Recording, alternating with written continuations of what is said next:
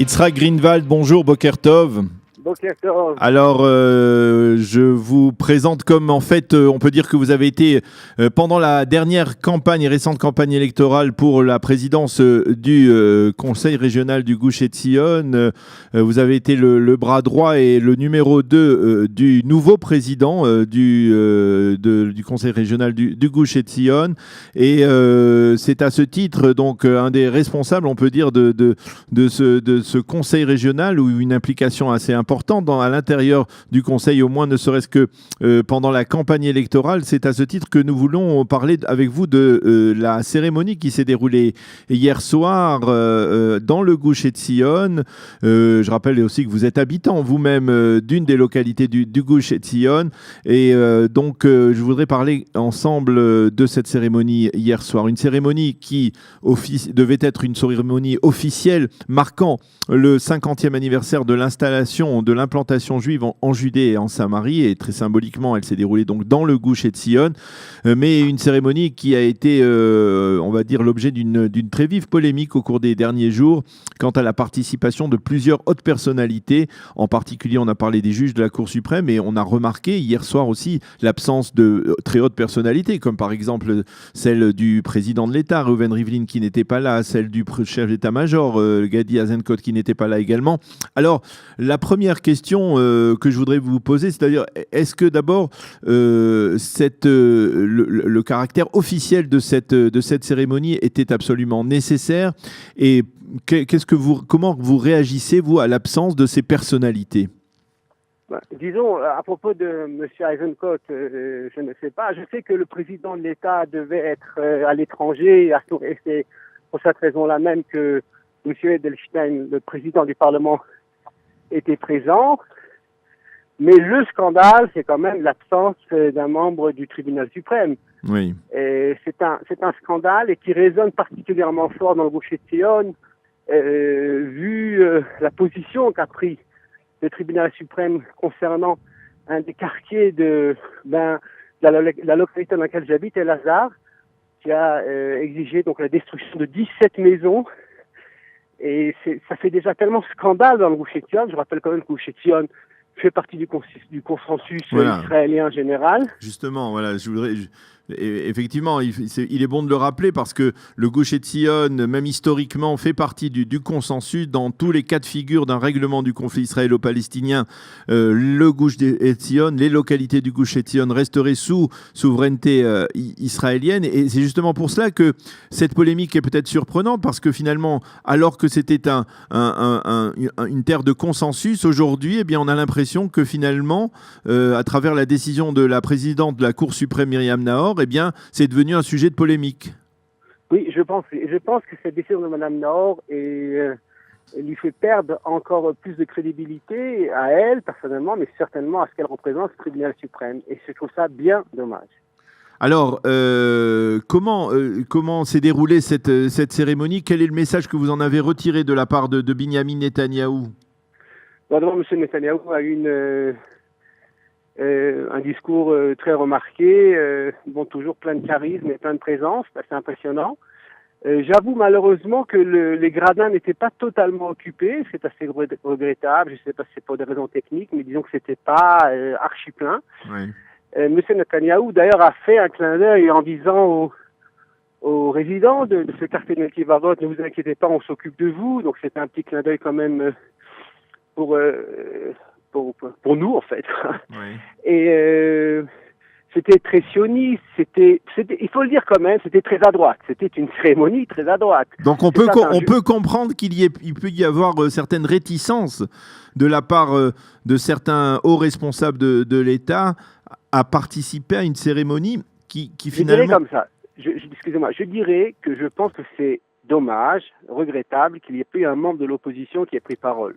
Oui. On aurait dû demander à M. Herzog de prendre parole, si ce n'est du fait que c'est le Parti travailliste, c'est la gauche israélienne qui a créé l'ensemble des localités israéliennes en Judée-Samarie, notamment le Gush Etzion. Et il a rappelé, M. Netanyahu hier soir, que c'est le Premier ministre Levi Eshkol qui avait accepté de revenir et de recréer, de rebâtir Kfar Etzion et les localités autour. Donc je pense que effectivement, s'il y avait eu un aspect un peu plus, je pense qu'elle avait vraiment fait place à l'opposition. Et peut-être, est-ce que Madame Nahor aurait à ce moment-là accepté, je ne sais pas. Mais moi, ça m'a un petit peu choqué, ça m'a un petit peu manqué. Alors, je voudrais qu'on profite de cette occasion pour parler un peu plus justement de la présence juive dans le Gush Etzion, une présence historique extrêmement importante. Elle existait avant la création de l'État d'Israël, elle s'est arrêtée à partir de 1949, au moment de la guerre d'indépendance. Elle a repris tout de suite après donc la guerre des 6 jours. Combien y a-t-il aujourd'hui d'habitants dans le Gush Etzion, dans l'ensemble des localités juives du Gush Etzion? Bah écoutez, il y a à peu près 22 000 juifs dans le Gush Etzion.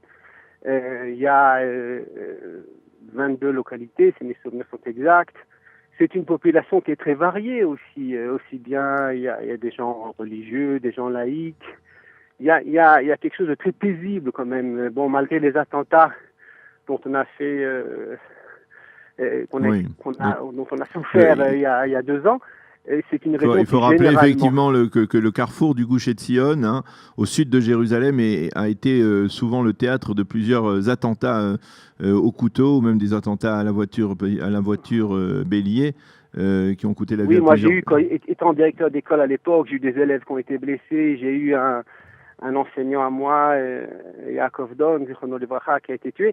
On a vécu quand même certaines périodes quand même houleuses, mouvementées, parfois difficiles, mais de manière générale, si vous voulez, par exemple, hier soir, à la fin de la cérémonie, tous les habitants sont rentrés à pied, traversant les routes, chacun rentrant dans sa localité, si c'est à Lonchwood, si c'est Kfar Etzion, vraiment comme si de rien n'était. Et c'est un peu l'ambiance c'est un peu l'atmosphère qu'il y a dans le Gush Etzion. Mais on peut dire que c'est une population effectivement, on va dire diverse, de toute tendance, on va dire, mais c'est une population qui est considérée comme une population relativement modérée, on va dire, hein, au sein de la Judée de la Samarie. C'est une population qui se distingue aussi, on l'a vu à diverses occasions, par ses relations avec le voisinage, les voisins arabes, les voisins palestiniens, et même s'il y a bien entendu un fossé qui sépare les positions politiques, eh bien, il y a parfois une coordination, une coopération sur des sujets comme par exemple les accidents de la route ou la sécurité routière, on va dire plus exactement. C'est une population qui est considérée comme modérée, n'est-ce pas? C'est une population qui est considérée comme modérée. Je rappelle que le Gush Etzion est tombé la veille de la déclaration de l'indépendance d'État d'Israël. Et que Ben Gurion avait une admiration profonde pour les combattants du Gush Etzion qui sont battus, qui avait dit que c'est grâce à eux que Jérusalem a été sauvée. Et même dans les plans les plus fous, à mon avis, de M. Begin à l'époque, qui avait proposé un plan de paix en donnant la plupart des territoires israéliens aux Palestiniens. Bon, c'était fictif, mais peu importe. C'est un plan qu'on a fait parler de lui. À l'époque, le Gush Etzion faisait partie, selon M. Begin, qui avait fait un accord, je ne sais plus, avec un autre partenaire palestinien, qui faisait partie de l'État d'Israël. Donc c'est vraiment un consensus, et je pense que c'est pour ça que le Gush Etzion a été choisi pour célébrer ces 50 ans de l'implantation juive. De l'implantation juive, et je regrette, c'est vraiment regrettable, je pense quand même, et je pense que les dommages sont plus importants, c'est que même si, encore, je répète, je pense qu'il aurait dû avoir un membre de l'opposition, mais même si, dans ce cas de figure, même si ça faisait quand même un petit peu cérémonie politique de la droite israélienne, c'est vrai, je l'entends, malgré tout, je pense que la présence, qui ne devait même pas être celle de Madame Nahor, ça devait être celle de M. Handel, le juge Handel, qui est lui-même habitant de Gush Etzion. Voilà, qui habite le Gush Etzion, donc ça aurait été tout à fait naturel, et je regrette.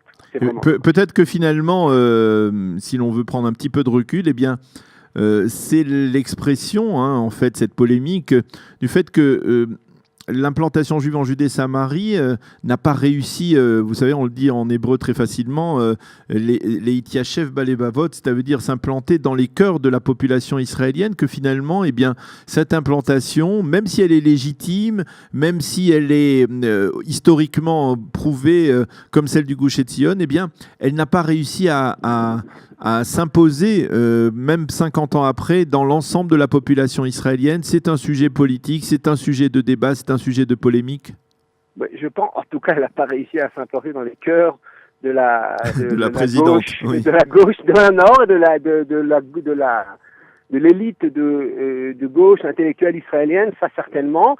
Et comme ceux qui ont tenu le ton pendant très longtemps et qui étaient quand même à la tête de la presse, faut dire les choses telles qu'elles sont, pendant de nombreuses années, c'est vrai que ça a fait son effet. Mais quand même, je pense que si vous voulez, il y a quelque chose de bon enfant, ça je veux dire dans le Gush Etzion, quelque chose de vraiment de... Vous savez, les gens qui viennent ici, j'ai l'impression que c'est la fameuse cueillette de cerises Oui. à la fin de l'été. Ils font quelque chose un peu, on parle souvent de... ça fait penser à des belles régions, de la Toscane ou Oui. aussi de la France. Quelque chose de très agréable, de très paisible. Et il y a souvent des gens qui viennent visiter. Moi-même, j'ai reçu différents groupes, juifs ou pas juifs, qui sont toujours surpris de l'entente juif-arabe ici, surpris de la... Et du côté aussi, vraiment, il y a peu de populations extrémistes ici, il faut dire les choses telles qu'elles sont dans le Gush Etzion. Alors, un mot sur la Aliyah, parce que nous sommes sur studioqualita.com et nous voulons toujours essayer de focaliser un peu sur l'aspect Aliyah et intégration. Il y a beaucoup d'Olim de France dans le Gush Etzion, leur intégration... Pas assez. Pas assez à votre avis. Et pas assez. Il y en a un petit peu à l'est du Gush Etzion. Il y en a à Tkoar, et c'est vrai, à Tkoar. Il y a une aliyah de Russes qui était assez remarquée, notamment avec le ministre Elkin et le ministre Lieberman qui habitent dans l'est du Gush Etzion. M. Lieberman aussi n'était pas présent d'ailleurs hier soir à la cérémonie. Mais il n'y a pas assez de Français, et je pense que c'est dommage parce que il y a aussi la ville du Gush Etzion, Efrat. Ouais. Qui est une ville, il faut bien l'avouer, considérée comme une sorte de quartier très résidentiel du sud de Jérusalem, très huppé comme ça, hein, c'est souvent perçu comme ça. Oui, c'est une belle ville, alors c'est un autre conseil régional, hein. Mais c'est une ville qui est... Oui, mais on y trouve de tout, hein. Moi qui étais directeur d'école là-bas, on y trouve de tout, une population. Et là, d'ailleurs, c'est une ville qui est aussi, on peut être religieux, on peut ne pas l'être, je veux dire... Oui. D'ailleurs, il y a 2 écoles dans le Gush Etzion qui sont des écoles mixtes, qui sont des écoles religieuses et non religieuses. Et moi, j'avoue que je pense que c'est une aliyah idéale pour des Français de venir dans le Gush Etzion, parce qu'il y a l'aspect communautaire qui est très, très, très fort ici, et un aspect chaleureux, un peu, si vous voulez, comme les kibboutz d'antan. C'est vrai qu'on retrouve ici, les maisons sont ouvertes, les gens sont... Enfin, il y a quelque chose de très, très, très agréable.